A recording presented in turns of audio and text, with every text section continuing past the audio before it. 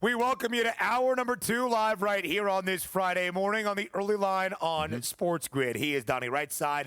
I am Ben Stevens. 2 more hours to go up until 11 a.m. Eastern time. Plenty of hot topics to be discussed here in this second hour. In our next segment, the coach, J.Y. James Young, will join us to recap what he saw last night in Madison Square Garden. The New York Knicks staving off elimination on the brink of their season, coming to a close in Game 5 to extend the Eastern Conference Finals. How did New York do it?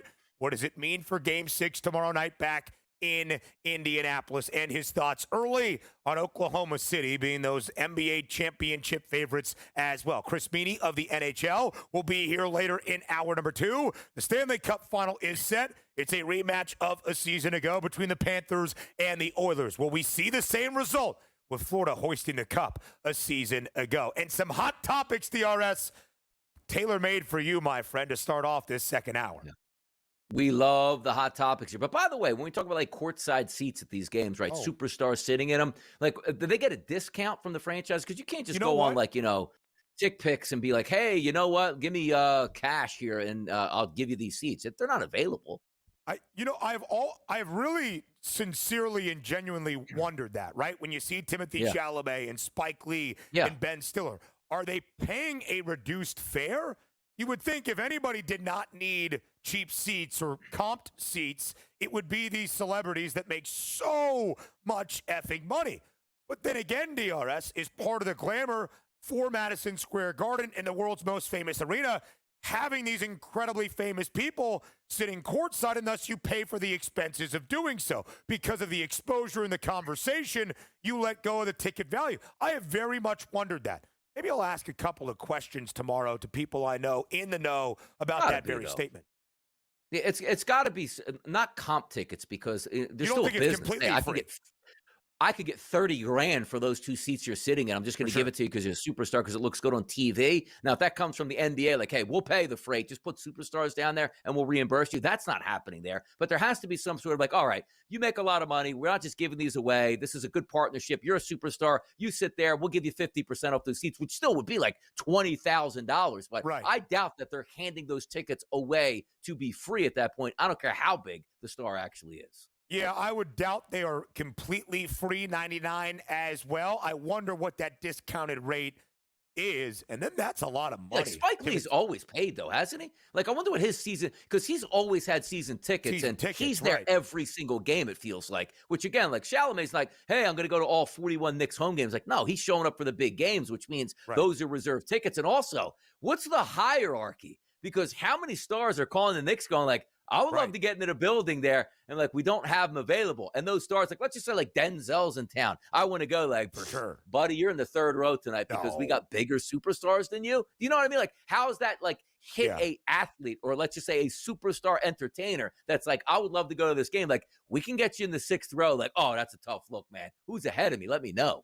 Oh, a little bit of reporting from our producer extraordinaire, courtesy of the New York Post, in a statement that reads, firstly, the seats can't just be bought. Celebrity row is invite only. Correct. A source close to the Garden told the Post celebrities are chosen, quote, based on their broad approval and level of popularity, end quote, that resonates with the Knicks fan base. Once someone is chosen, they have to pay for their spot, but sources said prices are comparable to ordinary tickets in the area.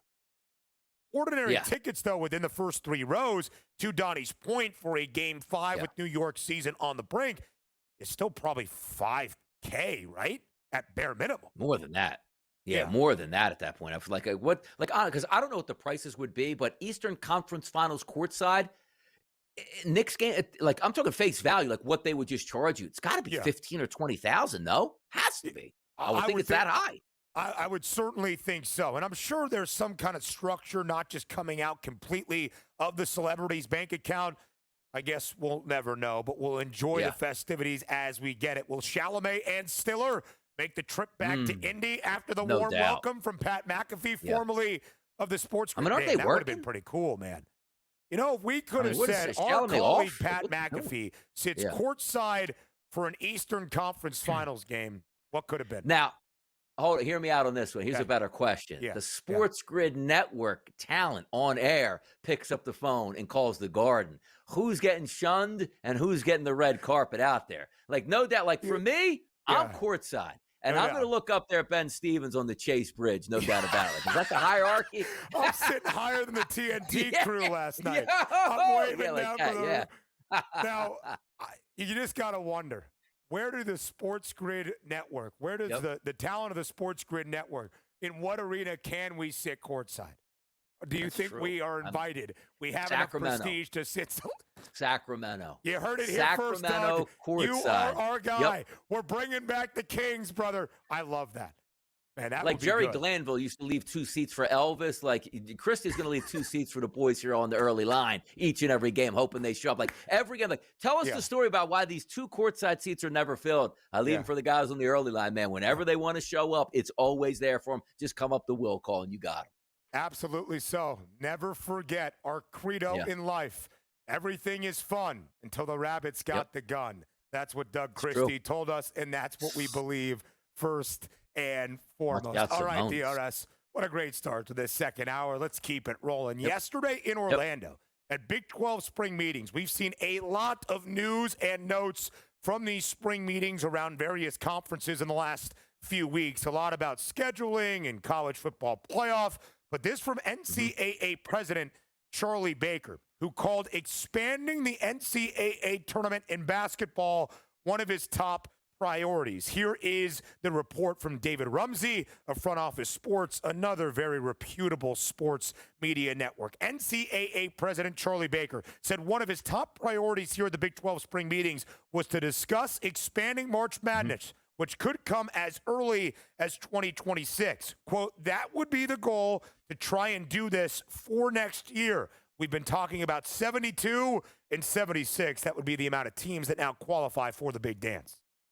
I don't mind it. And I'm usually a hater of many things that people come up with, but I just look at basketball games that matter, football games that matter, and more of them is always a good thing. We're handicappers, we're content people, and adding more games to the NCAA tournament. Like, hey, you got an extra game in the 12 o'clock spot here. Like, nobody's going to argue that we don't like that. Sometimes we just like tradition, and the field of 64 has always made some sense. Then we okayed it for the first round, in the first 4 in Dayton, which, you know me, Ben. Like, I don't even like the first 4 games in Dayton. Like, I just want to get to the meat and potatoes of it in those games, but meaningful games so you can talk about it and watch, because maybe we're not talking about having low grade first 4 teams. But I don't mind when like the 11 or 12 seeds are the UCLA brand, where it's like, okay, I'm going to tune in and find something I like. Like, I don't like when the SWAC teams come in and they score 48 points and can't make any shots and they're just overpowered, or the game is 52-52 with, 1 minute to go. Like, I don't want that. But if you're giving us higher brand teams that we can recognize, there's no fault in that for me. Like, there's so many things I would do in college basketball outside of that. Like, hey, look,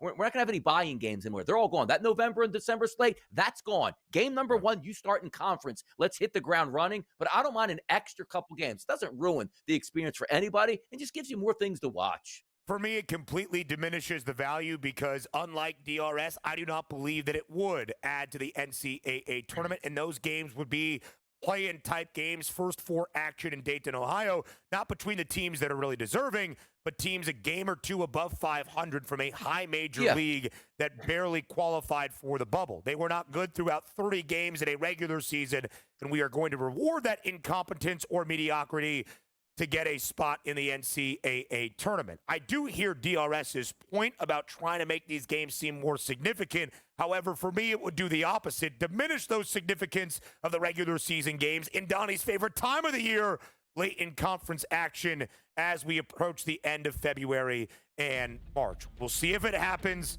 Of course, as we talk about in college football, the almighty TV dollar will ultimately win the day. More on the early line next.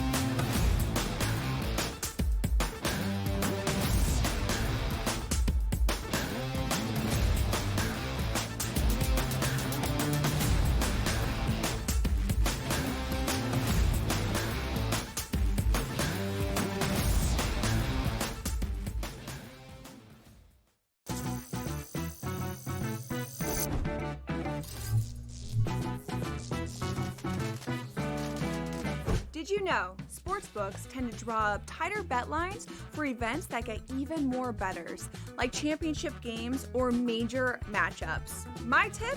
Try betting on less popular sports. You might have a better shot at beating those odds.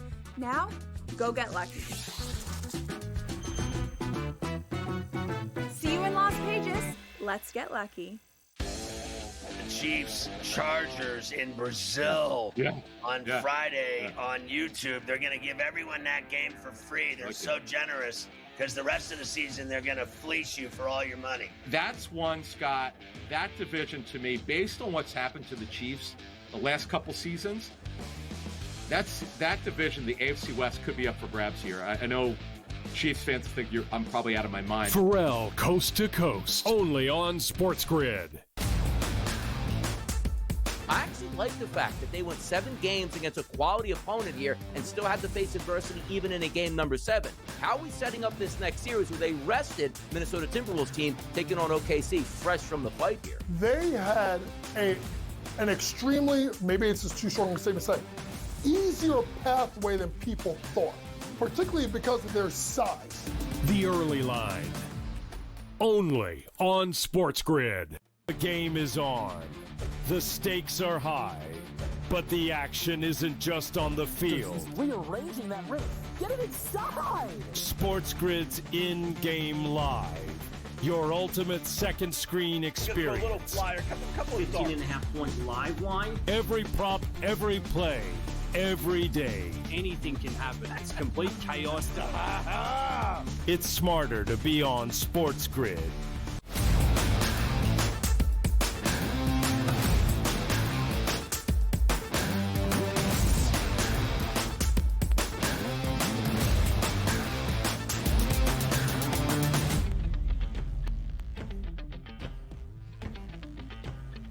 A Friday live right here on the Early Line where we were slightly worried. We might not have any playoff games to break down in the association until June 5th. The New York Knicks had other ideas. They stare into the eye of elimination and say, not today. The New York Knicks winning by 17 in game number 5, staving off elimination and extending the Eastern Conference Finals for at least one more night on a Saturday in Indianapolis. To break it all down and give his early thoughts on Game 6 as well, the coach, JY James Young, is here bright and early on this Friday morning. JY, as always, we appreciate the time. Thanks for being here on TEL. Well, it's great to be on you today, not talking about a Knicks funeral, but a Game 6. Some adjustments we need to get into what New York did last night. Yes, certainly so, JY, and that's where we start. The first game of any of our 5 in the Eastern Conference Finals, a team is won by double digits. The New York Knicks do so comfortably inside the Mecca last night. 111-94, 17-point win. The Knicks cover as a 4.5-point favorite, and a total of 222 stays well under. So you talked about what New York did well last night. What did the Knicks flip in game number 5? Well, let's look at one thing offensively and one thing defensively. Obviously, you're going to talk about the play of Jalen Brunson to start the game, but I thought it was smart of Tom Thibodeau to not always have him bring the ball up the court, Ben. Get him on the move where Indiana could not load up his defense. Handoff, stuff like that. And I think people need to recognize Aaron Naismith is compromised. You saw Jalen Brunson particularly try to go to his right early, kind of, and now Naismith to push off that right foot makes it difficult. So Jalen Brunson going to his right, getting him on the move was key. The second thing is I thought I wanted OG to go on Halliburton, but Tibbs did something smart. He kept Bridges on him, but they picked him up in the backcourt. They made him turn 1 or 2 times, defensively. Now, if you get a guy to turn 1 or 2 times, Ben, that could be a difference of 2 to 3 seconds on the shot clock.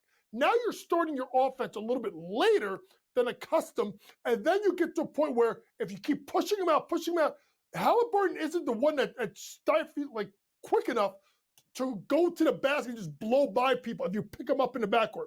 That was key. Third thing is the Knicks did not allow them to get into transition. The Knicks were opportunistic when they ran, but they more went into what I call like a secondary break, which is more of like a sideline break, a little bit less speed, which still gets to the shot clock early, but doesn't rush them. Those three things were huge changes made by Tibbs, and it paid off for the Knicks last night. Loved the Knicks yesterday, Coach. Loved them to cover the spread. I thought they were in a great spot, and as you said, came out on fire, but sort of let that lead leak away at the end of the first quarter, but they didn't miss a beat, won the second quarter by 7 points. If we look at that starting lineup for the Pacers, because we've always said how deep the Pacers are and how good that starting five plays together. 15 points out of Siakam was the best of the bunch here. 3, 5, 6, 8 points, respectively, throughout the rest of the starters. Is this something that can continue with the Knicks' defensive pressure, or is it one of those where we had a video here coming up of Tyrese Halliburton that said, you know what? They were just better in this game. They were more intense. Their defensive intensity was really ratcheted up. Can the Knicks turn that over to a game 6 and a game 7, or was this just an anomaly, you think? Well, listen, at the end of the day, can they just literally not turn the ball over? That's the key with the Knicks. Because Indiana, they live in transition, right? They got to get up and down. And I think that's the key, is if they can get up and down, they're able to do so. The Knicks, they forced 20 turnovers, the Knicks only 15. And they're also, Donnie, there's different kinds of turnovers, live versus dead ball. A live ball turnover, you get it fast, but you go, right? And that's what Indiana wants. We want live turnovers, block shots, obviously, and then obviously runouts. Same thing with steals. When you score and you milk the clock a little bit, you force them to play half-court ball. The other thing is this: there's a term that we talk about, we call jam the outlet. Meaning, even on mix, Indiana likes to get that ball out and get up the floor. If you pick up Halliburton at half-court or three-quarter court, now we can't get it on the move and get up the floor. It's a lot to do with flow, and the Knicks disrupted their flow last night. We'll see if it can happen, but Indiana, that was not a great performance, but you have to give the Knicks credit defensively. JY, that's one of the things I noticed first. As soon as there was even a made basket, which is one of the things the Pacers do better than anybody in basketball, even after a make, they can get into transition very quickly. There was somebody for New York basically there on the inbounder as soon as that ball went through the hoop. Tyrese Halliburton, after a historic performance in game number 4 in Indy, last night in game 5, only 8 points. He took it on the chin, said the performance was on him. Expect some more resolve from Indiana in game number 6 tomorrow. We'll talk about game 6 in just a matter of moments. But of course, JY, if your season is on the brink, you need your superstars to shine. Jalen Brunson, 32 points. Karl Anthony Towns, a 24-point, 13-rebound performance in game number 5. How was this dynamic duo so dominant last night against Indiana? Well, number one, the fact that they got Brunson off to a good start. I think it was 6 of 9 from the floor the first quarter, and he got into all of his bag, Ben, right? Getting to the basket, bump off when he gets into the lane. If he gets a switch, walk up 3 where you just kind of lull the defender to sleep and shoot the 3. But the key thing that I've talked about on this show and on any show on SportsGrid is we needed Tibbs to stagger the minutes. You're now seeing Cat with 4 defenders, mainly bench guys, Hart, McBride, Shaman has been really good, DeLon Wright, even Precious at times. Put 4 guys that are decent defenders, spread the floor, and let Cat get into his bag. It's kind of like a 1A, 1B offensively. So now you start both of them. We'll see where we can go from there. But what a start in the first quarter, Ben. But then they started to get Cat going, and then those two kind of traded off, and Indiana never had an answer last night. Coach, series prices here starting to change as well. You take a look at the Indiana Pacers, where that really heavy favorite yesterday, still a heavy favorite today because game 6 is on their home court at a minus 370 price, but the New York Knicks now under $3 as an underdog at plus 295. Looking forward at these price points, maybe biting on the Knicks yet, or it's still wait and see, and you'll hold off until they can maybe force a game number 7. Listen, it's about the fact that the spread is 3.5 in game number 6. That's telling you this is almost a pick'em right now. If you bake 2.5 for the home team, we'll see what happens. We'll talk more about it after this commercial break. Yeah, we'll talk about game number 6 tomorrow night in Indianapolis. Will the Pacers clinch a spot in the NBA Finals, or will the Knicks send us back to Madison Square Garden for a winner-take-all game 7? Good stuff up next.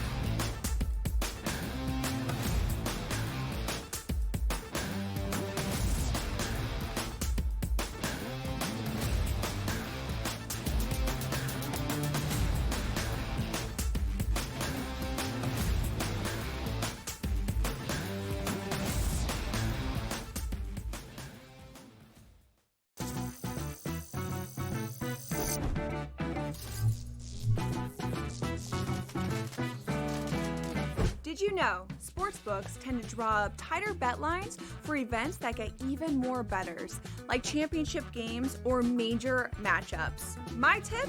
Try betting on less popular sports. You might have a better shot at beating those odds. Now, go get lucky. See you in Las Vegas. Let's get lucky. Chiefs Chargers in Brazil on Friday on YouTube. They're going to give everyone that game for free. They're so generous because the rest of the season they're going to fleece you for all your money. That's one, Scott. That division to me, based on what's happened to the Chiefs the last couple seasons, that division, the AFC West, could be up for grabs here. I know Chiefs fans think I'm probably out of my mind. Pharrell, coast to coast, only on SportsGrid. I actually like the fact that they went 7 games against a quality opponent here and still had to face adversity even in a game number 7. How are we setting up this next series where they rested Minnesota Timberwolves team taking on OKC fresh from the fight here? They had an extremely, maybe it's just too strong a statement to say, easier pathway than people thought, particularly because of their size. The early line, only on SportsGrid. The game is on. The stakes are high, but the action isn't just on the field. He's rearranging that roof. Get it inside! SportsGrid's in-game live. Your ultimate second screen experience. Just a little flyer, couple 18.5 point live line. Every prop, every play, every day. Anything can happen. It's complete chaos. It's smarter to be on SportsGrid.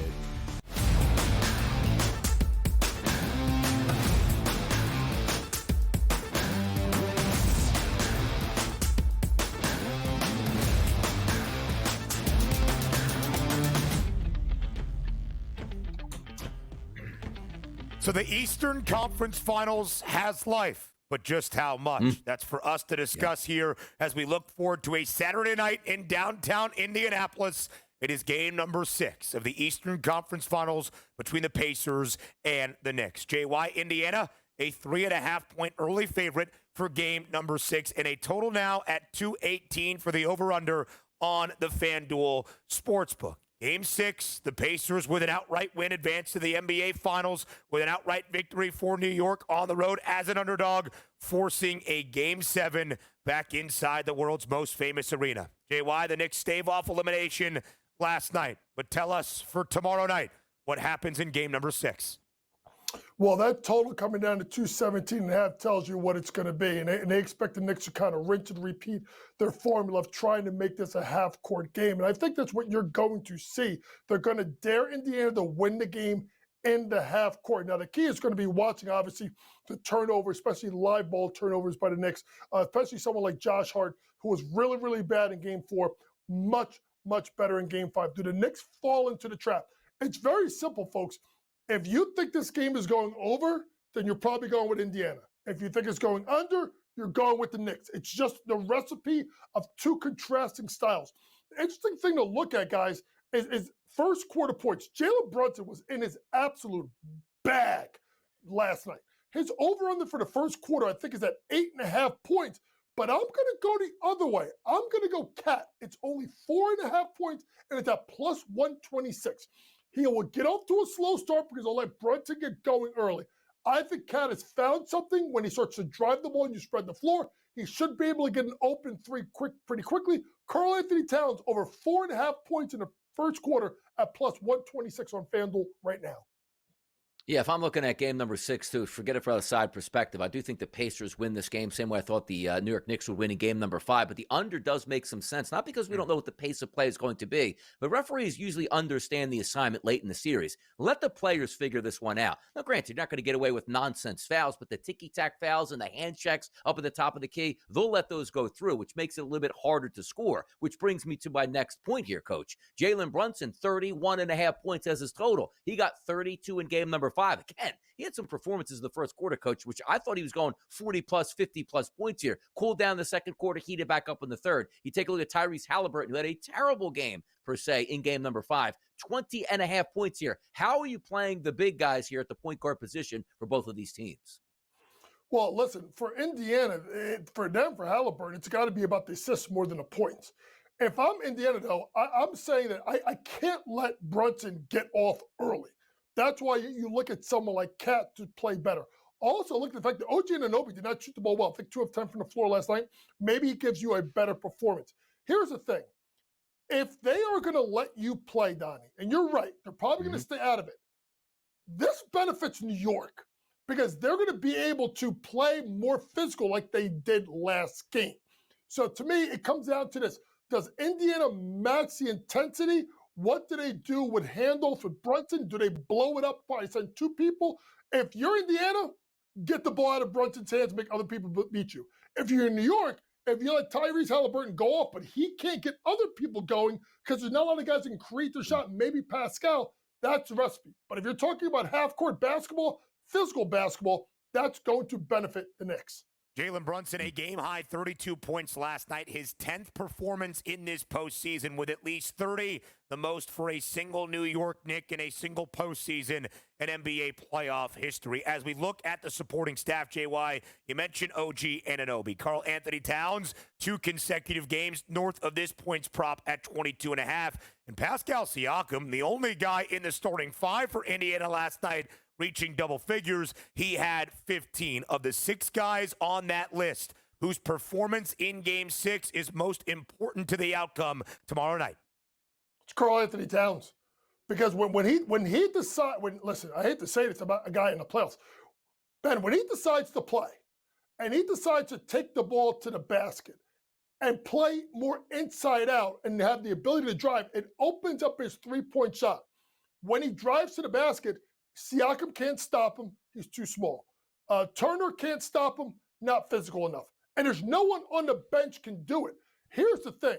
Can the Knicks win with Brunson going under 30 points? Yes. Can they win with Karl Anthony Towns getting under 20 points? The answer is no.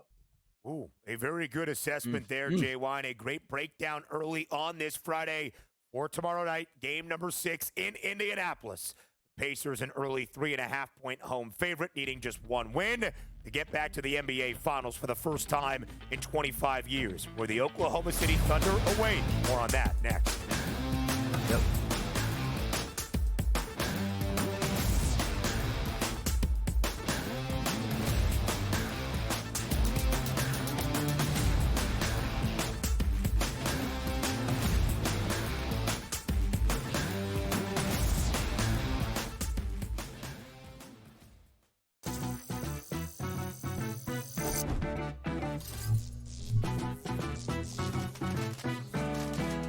Did you know sportsbooks tend to draw up tighter bet lines for events that get even more bettors, like championship games or major matchups? My tip?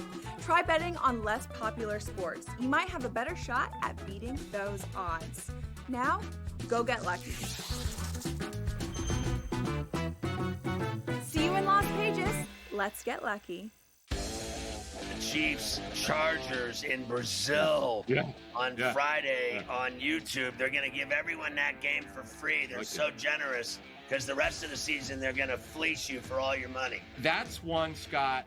That division to me, based on what's happened to the Chiefs the last couple seasons, that division, the AFC West, could be up for grabs here. I know Chiefs fans think I'm probably out of my mind. Pharrell, coast to coast, only on SportsGrid. I actually like the fact that they went 7 games against a quality opponent here and still had to face adversity even in a game number 7. How are we setting up this next series with a rested Minnesota Timberwolves team taking on OKC fresh from the fight here? They had an extremely, maybe it's just too strong a statement to say, easier pathway than people thought, particularly because of their size. The early line, only on SportsGrid. The game is on. The stakes are high, but the action isn't just on the field. He's rearranging that ring.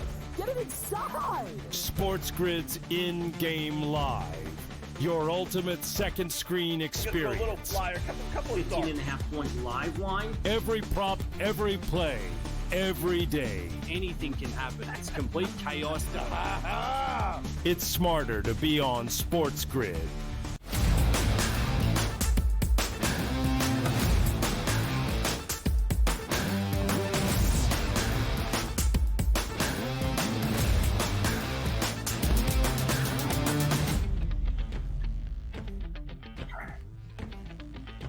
Tomorrow night, game number 6 in Indianapolis between the Pacers and the Knicks. How many more games do we have in the Eastern Conference Finals? Well, the NBA Finals start on June 5th, and the team we know already there in the championship set, the Oklahoma City Thunder. JY still with us here on this Friday morning on the early line on SportsGrid. JY, you were not with us after OKC clinched a Western Conference championship in only a 5th game a few nights ago at home, winning by 30 in game number 5 to pull off the gentleman's sweep against the Minnesota Timberwolves. OKC expected to reach this stage throughout the entirety of this NBA season. But, JY, we had a few questions about this Thunder core, led by the now MVP in Shai Gilgeous-Alexander and head coach Mark Daigneault. Did they have the postseason pedigree? Had they learned from their experience to reach a place they had not since 2012? What did you make of how Oklahoma City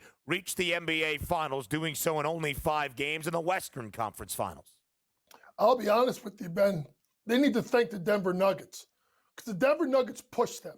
And they lost different ways. They lost a game 1 at home, right? They had a tight loss in game 3.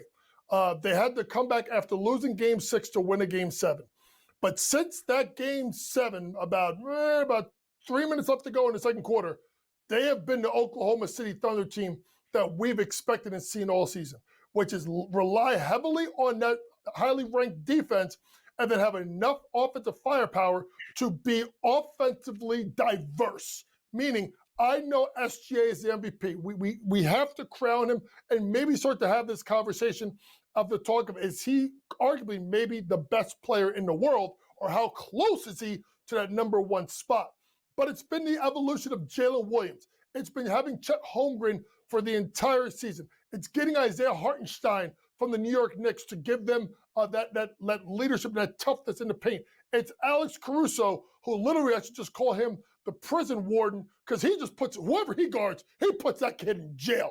But it's the bench. And it's been a slow buildup by Sam Presti, and now it looks like I don't even know if I'm even on right now because I can't see anything. You are. Maybe just refresh real quick. Give me a free shot. Oh, no, there we go. No, don't refresh. Keep it right there. Use it. Now you go to the superstar right now, so I'm supposed to ask the question to Coach while he's frozen here. Doesn't matter, Coach. Let's unfreeze this. Let me ask you this question, too, because you look at the Knicks game, where if they force game number 6, which they did, if they force game number 7, which we'll find out, the question to me is going to be, Coach, is if we get them, talking about the Knicks, only a 2 or 3 game distance to the finals, but then you have, let's just say, OKC all for a long time. Is that good for them? Because usually when you're a team and you're hot and you're playing well, you don't want to sit out for a full week. How does that affect OKC heading into the finals, where they're going to be a team that's going to be really rested, especially if we see 7 games in the East? Yeah, I mean, if you think about it here, if it goes 7, what I may do, guys, to be honest with you, is I may take Indiana and New York in the first half to be in the lead. Right now, FanDuel only has odds for game 1 for Indiana, Oklahoma City, because of the fact that Indiana's up 3-2. And right now, it looks like it's a -9 with a favorite. So, I'm going to probably take the Knicks or the Pacers if it goes 7 to win the first half and then play the game live. But here's the thing, though. No matter who it is between New York and Indiana and off to Oklahoma City, these are 3 teams that haven't been there. So what are the nerves going to be like, right? Yeah. How are the nerves going to be there? I think it affects both teams, but it may affect Oklahoma City a little bit more in regards to the fact that they would be the home team with the longer break. Maybe look at Indiana or New York plus the points, or even on the money line in the first half to try and jump game 1, particularly if the Knicks and Pacers go to Monday night for a game 7. And it did not matter if the series in the Eastern Conference came to a close last night in MSG. It does not matter if it ends tomorrow night on a Saturday in Indy. Game number 1 of the NBA Finals is set in stone. It is Thursday, June 5th. If we go back to Oklahoma City all year long, JY, the best regular season record, 68-14. 12 playoff victories and only 16 postseason games. Oklahoma City, JY, one of 4 teams in NBA playoff history with at least 80 wins before the NBA Finals gets underway. And yet I think there is maybe a prevailing sentiment that, Oklahoma City is really good, but not the most fearsome NBA championship contender we have ever seen. Where do you put the Thunder in terms of the great teams in the NBA that we have been witness to in the last decade or so? Listen, I may be in the minority. I put them right up there. I just think they're so good and they're so young, they're so balanced, and they can beat you in different ways. They can beat you running up the floor. They can beat you walking up the floor. They can beat you in an offensive game. They can beat you in a defensive game. They can beat you any way they want. Here's the issue, man. It's 2 words: Oklahoma City. If they were in New York, if they were in Boston, if they were in LA, if they were in Miami, if they were in Dallas, they would be getting far more respect than what they are getting because of their location. It's also the fact they have not been there yet. But they are so good. And here's the thing. I was kind of thinking about this morning when I was like, I got up early and I rewatched the Knicks game last night. The only chance that you can beat Oklahoma City is you got to out-tough them. You got to question their toughness, right? So if Indiana gets a I don't think it's going to work. The Knicks, how they played last night, if they get to the NBA Finals, that could be intriguing because they'll slow the game down and they'll be more physical and try to make the referees not make the foul calls. I don't think, even though Indiana plays that way, just because you play that way doesn't mean that's the best chance to win that way. Indiana, if they get to the finals, will have to adjust and be far more physical and far better defensively.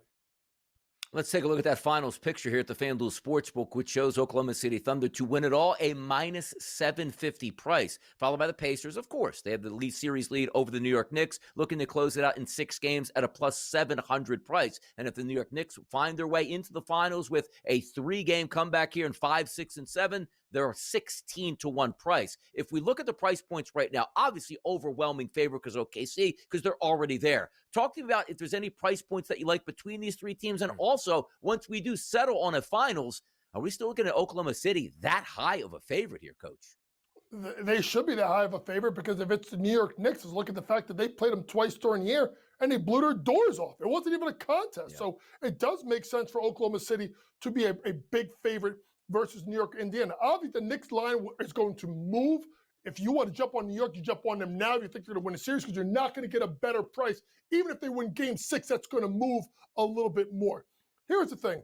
I honestly think the best way to do is wait for this thing out and play the series spread and see what kind of spread you get it at because I think if it's New York, I think New York can get it to 6 and losing 6. I don't think with the way the Pacers get it, I don't think it's going to be more than a 5-game series.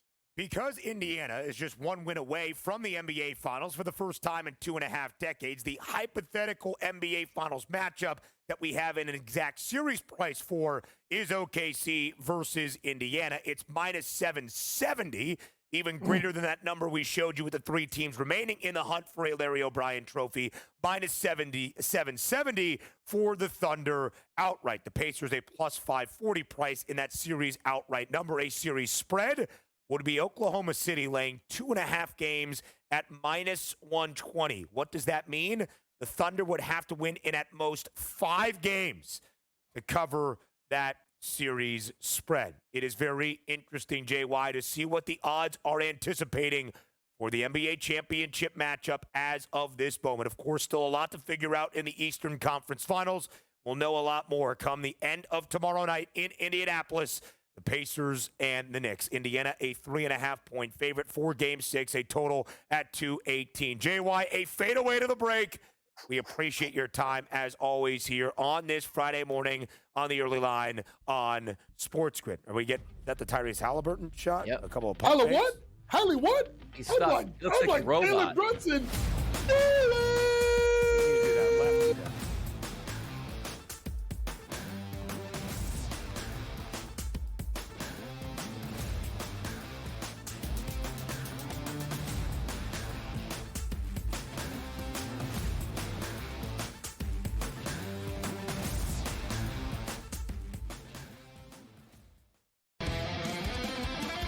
Face is the new face. New face of what? The hell are you talking about? Like seriously. Oh, the new face of the NBA, Anthony. Yeah, okay. You know what I mean? Look, really? Guy's got 2 shots. You're the face of the NBA. Slow down. He's a good player. I've always thought the whole face of the NBA thing was comical. You want him to be the face of the NBA because you don't like it that all the other faces in the NBA aren't American. Sports Rage tonight, only on SportsGrid. And if you go through Cat, that means Cat at 11-1 could be Eastern Conference Finals MVP. The worst team in the WNBA is the Chicago Sky. They have no perimeter play. They're playing Sloot too many minutes. And Angel Reese doesn't have the help she needs. Betting above the rim, only on SportsGrid. I already heard yesterday that he's got no shot to win the Cy Young because it's going to Skubal again. Skubal's winning the Cy Young. No shot for free. They're both terrific. They both have incredible numbers and credentials and stats and strikeouts and ERA and everything, like every single category. Freed is right there with him. Pharrell, Coast to Coast, only on SportsGrid. We're going to go through every single thing, and I've got a great team behind me that's going to help me get the job done. I want this to be the place that people come to. There is going to be an energy to game time decisions that you will feel night in and night out. We are going to hit every single one of those markets that you need to know about. We will have everything at our disposal, and we will use that to our advantage. There is not going to be a better place, I promise you, than Game Time Decisions. I'm Kevin Walsh. Tune in to Game Time Decisions weekdays on SportsGrid.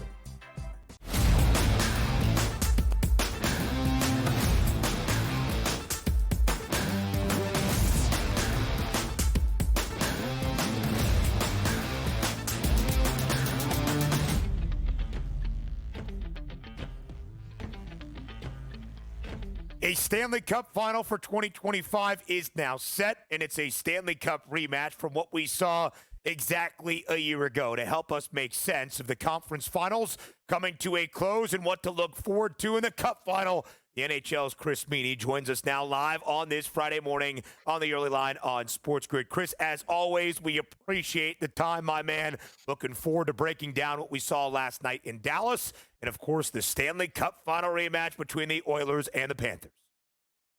Yeah, thanks for having me, guys. Always exciting, of course, the Stanley Cup Finals and the NBA Finals, but to get a rematch, and it really has been the two best teams in each conference, in the Edmonton Oilers and the Florida Panthers. So it should be highly entertaining, and last night was just another moment for Connor McDavid on the NHL resume.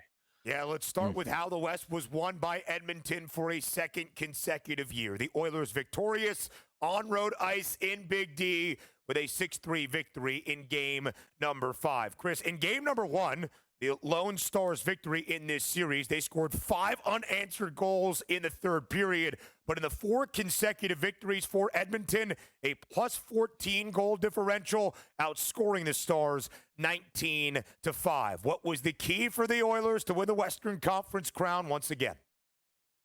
I'll start with goaltending, which was really the biggest surprise for me in this series, and that's why I gave Dallas the edge. And Jake Ottinger, who got pulled a short leash last night from Pete DeBoer, yanking him after 2 goals. But Stuart Skinner, when he came in for an injured Calvin Pickard in the second round against the Vegas Golden Knights, his game really turned around, and he only allowed 5 goals in the final 4 games of the series. Dallas got nothing at 5-5 in this series, like absolutely nothing.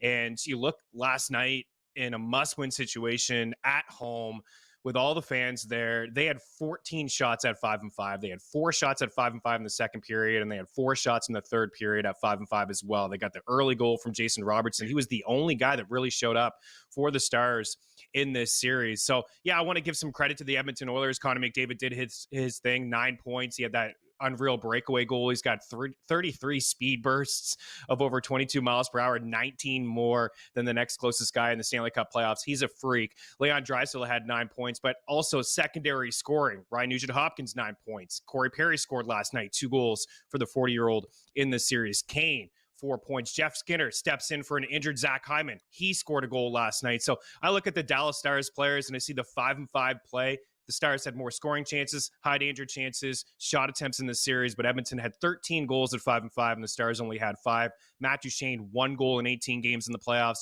Mason Marchment, 1 goal in 18 games in the playoffs. So, yes, the big boys showed up for Edmonton. They got great goaltending from Skinner, but up and down their lineup, they just had more depth, and it really showed at 5-5.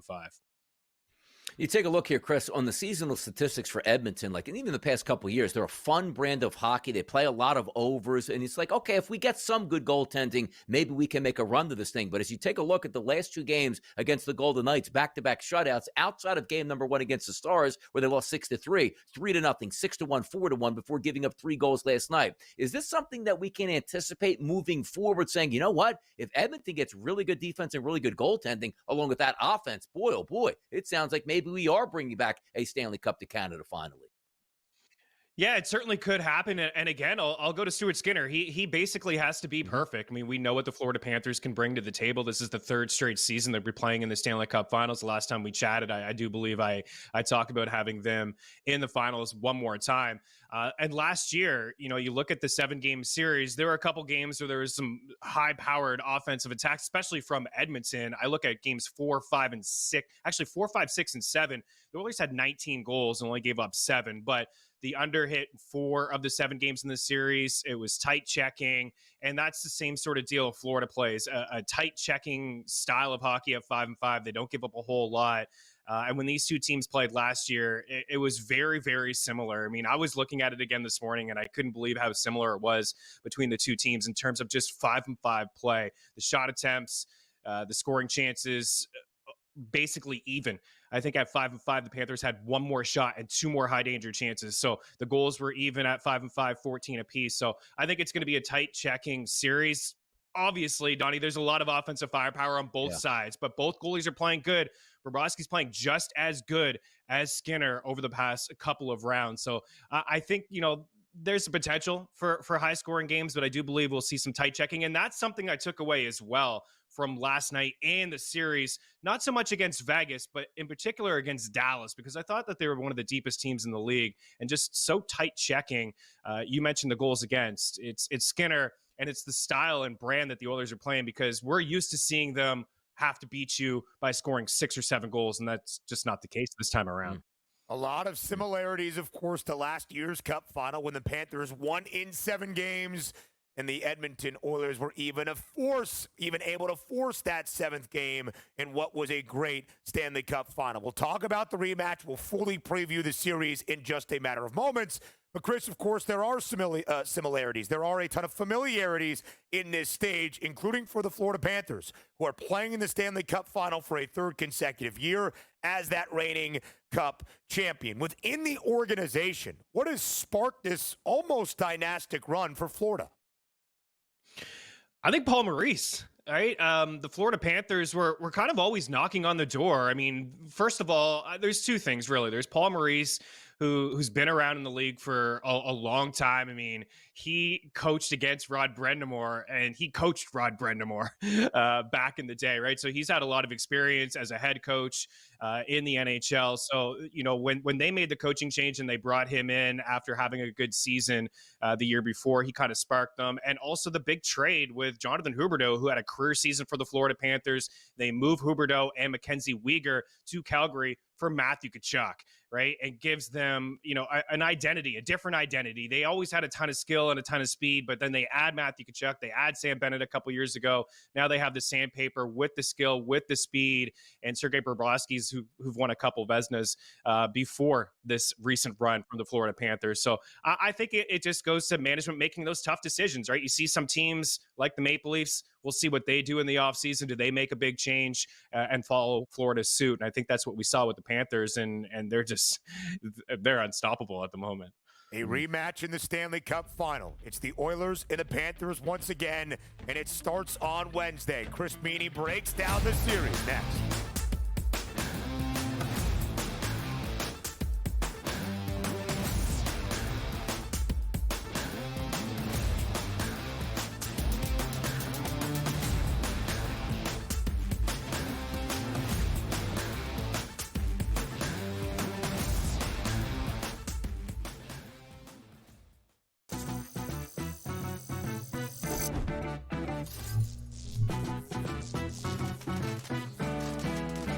Did you know sportsbooks tend to draw up tighter bet lines for events that get even more bettors, like championship games or major matchups? My tip? Try betting on less popular sports. You might have a better shot at beating those odds. Now, go get lucky. See you in Las Vegas. Let's get lucky. And if you go through CAT, that means CAT at 11-1 could be Eastern Conference Finals MVP. The worst team in the WNBA is the Chicago Sky. They have no perimeter play. They're playing too many minutes.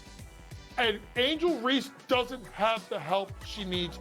Betting above the rim. Only on SportsGrid. I actually like the fact that they went 7 games against a quality opponent here and still had to face adversity even in a game number 7. How are we setting up this next series where they rested Minnesota Timberwolves team taking on OKC fresh from the fight here? They had an extremely, maybe it's just too strong a statement to say, easier pathway than people thought, particularly because of their size. The early line. Only on SportsGrid. The game is on. The stakes are high, but the action isn't just on the field. Rearranging that rim. Get it inside! SportsGrid's in-game live. Your ultimate second screen experience. A little flyer, couple 18.5 point live line. Every prop, every play, every day. Anything can happen. It's complete chaos. It's smarter to be on SportsGrid.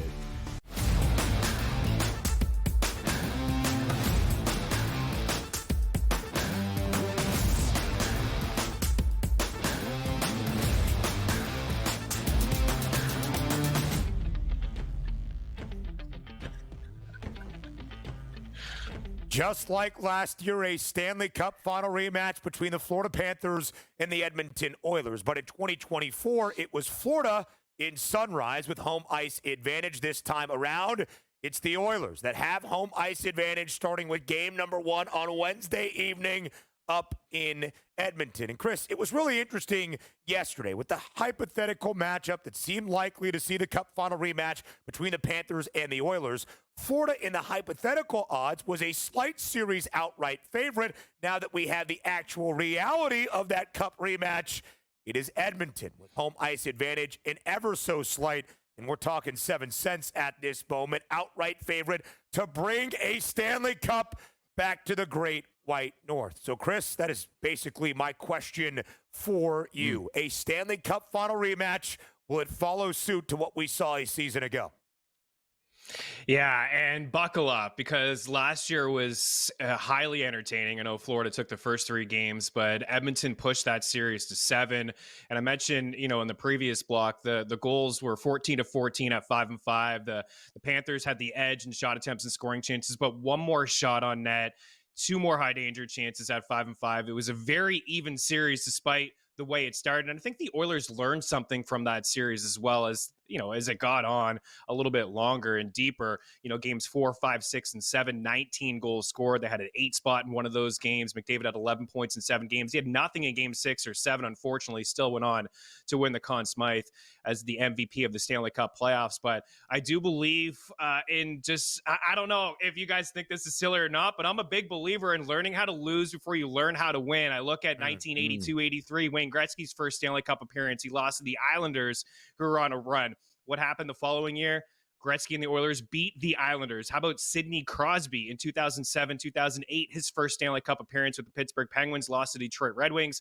The following year, beat the Detroit Red Wings. So I'm a big believer in learning how to lose before you learn how to win. You can go across other sports. The Eagles a couple of years later, a similar squad taking care of the Kansas City Chiefs. How about those Cavs and Warriors runs? I know that the Warriors had 3 of 4, but Cleveland got the second series in the rematch there before Kevin Durant joined Steph Curry and company. So I'm a big believer in learning how to lose before you learn how to win. I think this Oilers team went through a lot of adversity last year in the playoffs. There was some deep series this year, losing the first 2 games to the LA Kings. They've been 12-2 since. They've had really no adversity through the past couple of rounds. It looks like they're kind of clicking here on all cylinders and getting the scoring depth that I talked about before. But it's not going to be easy, right? I mean, we have the Florida Panthers here. So I do believe this is a series that's going to go 7. But right now I'm kind of feeling the Edmonton Oilers. And when you have Connor McDavid and Leon Draisaitl motivated as they are, I kind of like their chances. You see there, the short game 7 plus 165. I think that's a solid number. This should be a great series here. And yes, if you put that into perspective, must lose before you win here. Ben has lost a lot at the SportsGrid Network until he teamed up with me, Chris. Now a lot of winning here on the horizon, which leads us to the Conn Smythe Trophy. Now me at the network, I probably win the Conn Smythe, being the best overall talent here at the network. Who do you think is going to win in the NHL Finals here? McDavid plus 110 price, Sergei Bobrovsky plus 250. Anybody else down that leaderboard, or is it Connor McDavid there, Chris?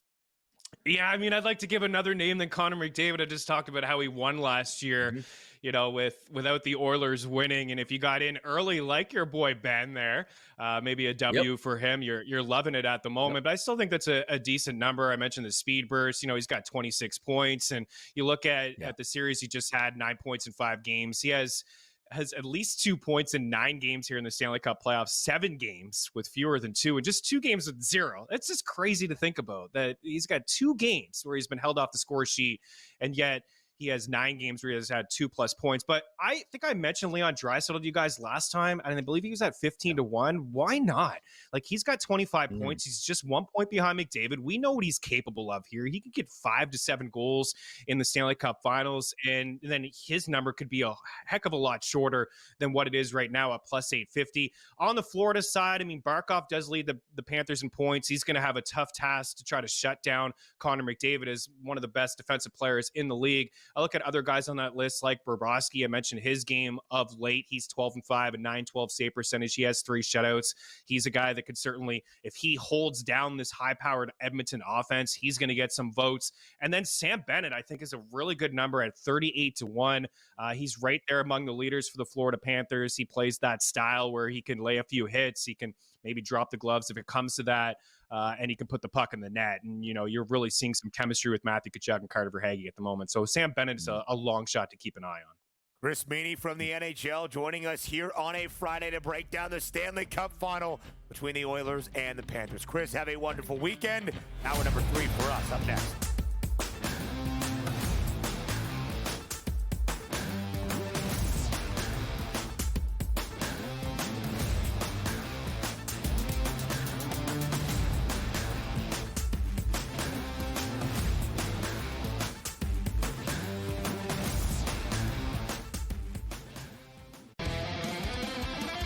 Face. The new face. New face of what? The hell are you talking about? Like seriously. Oh, the new face of the NBA, Anthony. Yeah, okay. You know what I mean? Like, really? Guy's got 2 shots. You're the face of the NBA. Slow down. He's a good player.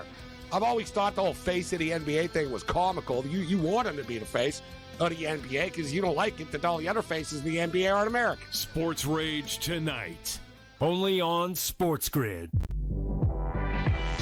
And if you go through Cat, that means Cat at 11-1 could be Eastern Conference Finals MVP. The worst team in the WNBA is the Chicago Sky. They have no perimeter play. They're playing too many minutes. And Angel Reese doesn't have the help she needs. Betting above the rim. Only on SportsGrid. I already heard yesterday that he's got no shot to win the Cy Young because it's going to Skubal again. Skubal's winning the Cy Young, no shot for free. They're both terrific. They both have incredible numbers and credentials and stats and strikeouts and ERA and everything, like every single category. Freed is right there with him. Pharrell, coast to coast, only on SportsGrid. We're going to go through every single thing, and I've got a great team behind me that's going to help me get the job done. I want this to be the place that people come to. There is going to be an energy to game time decision that you will feel night in and night out. We are going to hit every single one of those markets that you need to know about. We will have everything at our disposal, and we will use that to our advantage. watch. There is not going to be a better place, I promise you, than Game Time Decisions. I'm Kevin Walsh. Tune in to Game Time Decisions weekdays on SportsGrid.